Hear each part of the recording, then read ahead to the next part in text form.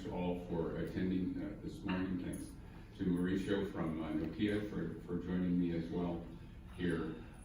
Good news for those who have seen our 700 megahertz presentation. This is not another 700 megahertz presentation, but I will mention 700 megahertz briefly.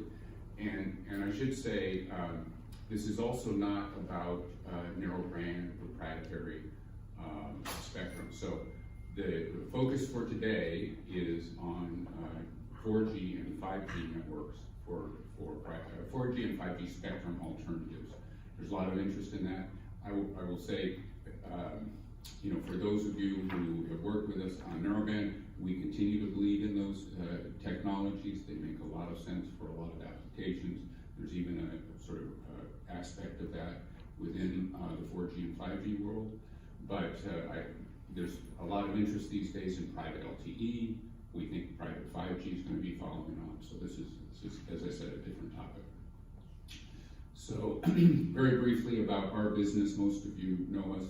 We're a brokerage for licenses. We don't own the licenses. We represent the parties who do. Sometimes we do consulting with utilities about helping them find spectrum. We've done over 300 license transactions, dozens in the utility space.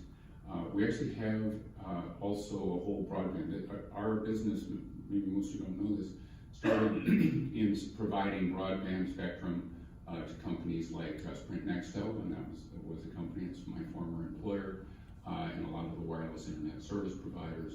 So that's a continuing aspect of our business. And what we're seeing is as the world moves to more 4G and 5G bands, kind of a merging of the two aspects of our business, right? So we've also been working, as most of you know, somebody asked me how many years I've been here yesterday, and said 7, I think is how long. So it seems like it's been much longer than that. Anyway, we work quite a bit with folks in this business, and we appreciate that. So I'm going to be addressing the bands that I think are most relevant for utility private network 4G or 5G networks today. We represent some of the parties. Naturally my view is somewhat biased, but I'm going to try and provide as direct an approach as possible. If someone wants to raise their hand and say, wait a minute, what about this? That's okay. I will say though that I've seen Mauricio's presentation, and you're going to want to see that. There's a lot of good stuff there. So we've only got an hour, and I'm going to try and finish within the designated time here. You'll let me, Mauricio, if I start to go long, please. Sure. So these are the bands. Most of these are broadband. So when you think 4G, 5G, you think broadband. We got about 6-8 months ago, the 3GPP approved the upper 700 megahertz A block that you have heard me talk about a lot of times as an officially designated 4G and 5G band, but for narrowband IoT only. So we'll talk briefly, and maybe Mauricio will have some comments also about where that's appropriate and where true broadband is needed. So these are the bands that we'll be covering. And we will make the presentation available, of course, through UTC and other systems. So 600 megahertz, this is the band that most of you would want if you could get it. Generally, it's hard to get in most places, right? Great propagation, 5 megahertz up and down, so significant capacity. Was auctioned by the FCC. The auction prices were actually not that bad, and there are some places where investors have acquired this spectrum. It's being used by T-Mobile, right, for their 5G network. So they've already huge ecosystem, and so as we'll see in a couple of these bands which are used by carriers, if you can get it, this is a really good solution. Long propagation, good spectrum, clear rules, lots of advantages. But we have found in very few cases could you get full coverage of an entire utilities operating area, because mostly this has been acquired by Dish and especially T-Mobile and Comcast. And our sense is, we've talked with the owners of this who are investor types who might be interested in selling to utilities, and they're kind of holding out for the big deal by and large with operators. So not impossible, worth looking into, but hard to find. This is the band you've heard me talk about a lot of times. This has been sold in about a third of the country to utilities. It covers about a third of the population, a third of the geography. It's held by our client, Detroit Capital, and by Access Spectrum, John Wisłowski. It represents them. Many of you know John. Excellent power limits. This sits in between Verizon and AT&T, so there's plenty of equipment in terms of antennas and amplifiers and that kind of thing. I think there's now 12 different manufacturers who produce equipment for this band, mostly what I call industrial radio, it's had excellent results there.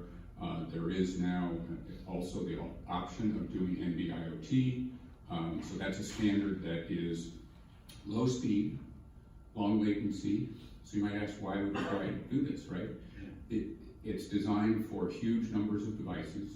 So if you wanted to do meters, if you wanted to do pole top sensors, something like that, that you have lots and lots of, that don't send a lot of data, this is an excellent technology. The range is up to 25 miles non-line of sight. So when they take that modulation down to be simpler, they get much longer range. And so we see this as a great coverage band, and now available as part of the 4G, 5G standard. We don't have a lot of manufacturers who are jumping into the NB-IoT side. So far, it's mostly I'll call them wideband industrial radios, but that's coming along. All right, 900 megahertz broadband service. This is being marketed by Anterix. I don't think anybody from Anterix has come. Oh, there we go. Good. So please speak up if I get any of this wrong. So this is like the other two bands that we've spoken about. This is FDD spectrum. The goal after the rebanding, and this is already available in, I think, 66 counties so far out of 3,000, because they're going through a rebanding process, is you'll have full access to 3 megahertz up and down.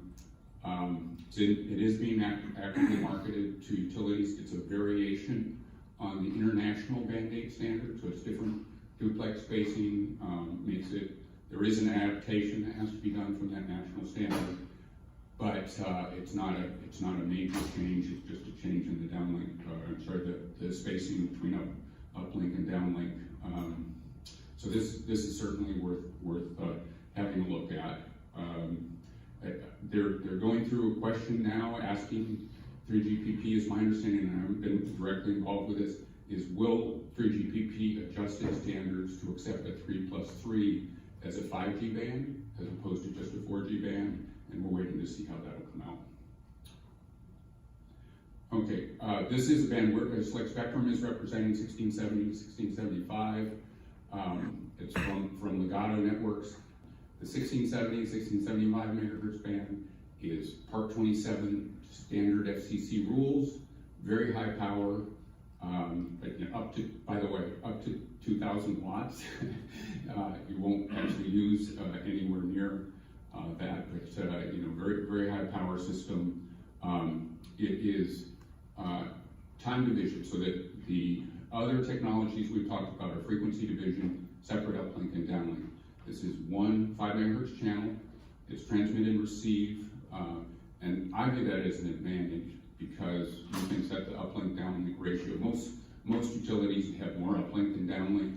In general, the uplink is more impaired in most systems than downlink.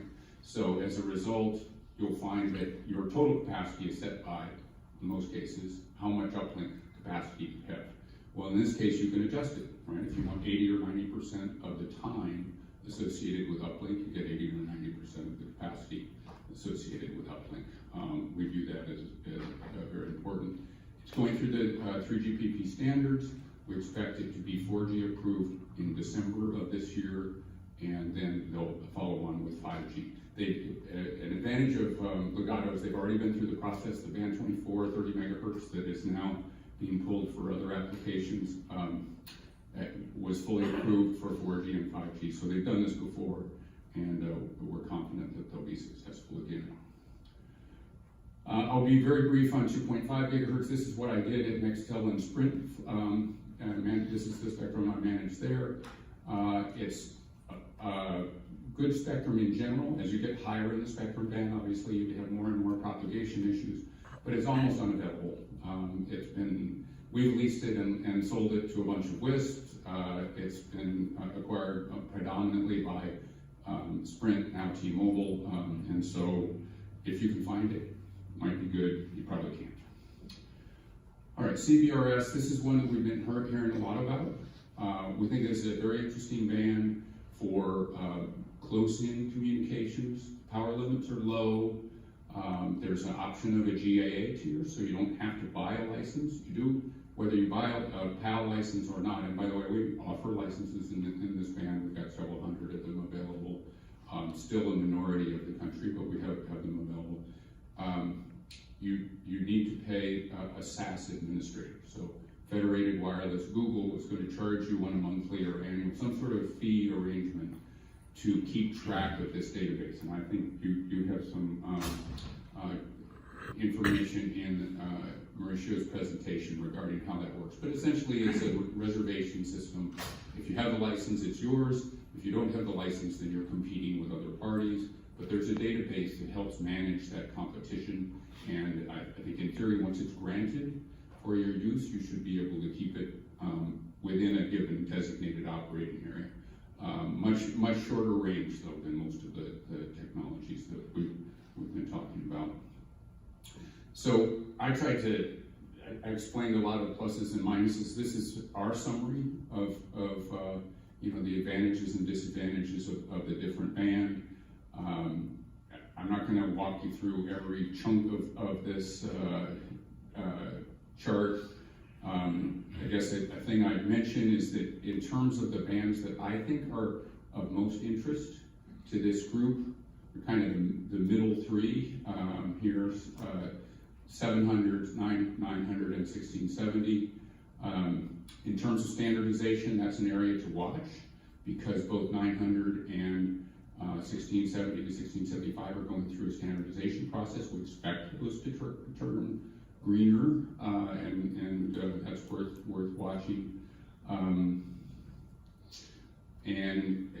I guess the keys that I say in terms of the 600 2.5 and CBRS really have to do with 600 2.5 is the availability there. Can you afford it? They're going to be expensive. In terms of CBRS, it's kind of does that technology and frequency band fit your use case. There may be interference issues. There's certainly going to be range issues in most utility type applications. So we're taking a look at, if anybody has questions about this, let me know. All right, I've probably missed an equipment manufacturer.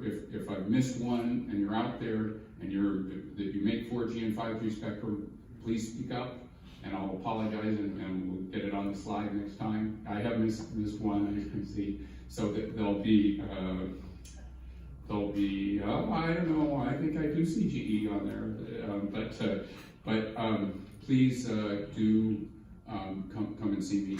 The message here is this slide is going to continue to fill. There's going to be more and more that support this as the underlying modules become available.